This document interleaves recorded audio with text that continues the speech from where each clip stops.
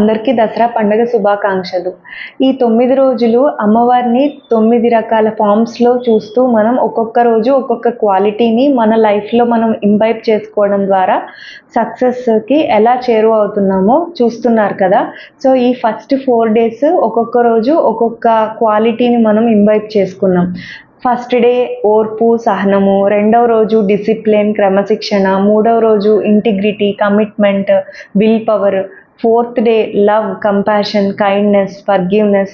అలాగే ఐదో రోజు స్కందమాత రూపంలో మనకు అమ్మవారు దర్శనమిస్తారు. స్కందమాత అంటే అమ్మవారు కార్తికేయుణ్ణి తన ఒళ్ళో కూర్చోపెట్టుకొని మనకి దర్శనమిస్తూ ఉంటారు.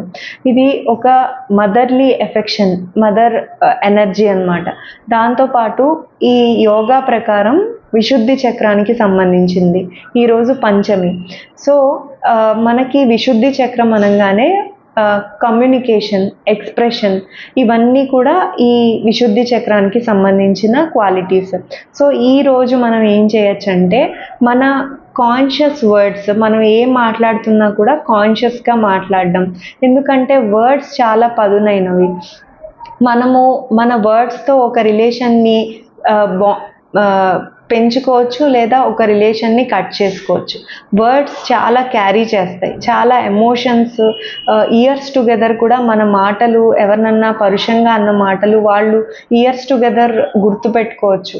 సో, మనం మాట్లాడేటప్పుడు ఖచ్చితంగా మనం చాలా కాన్షియస్గా మాట్లాడాలి.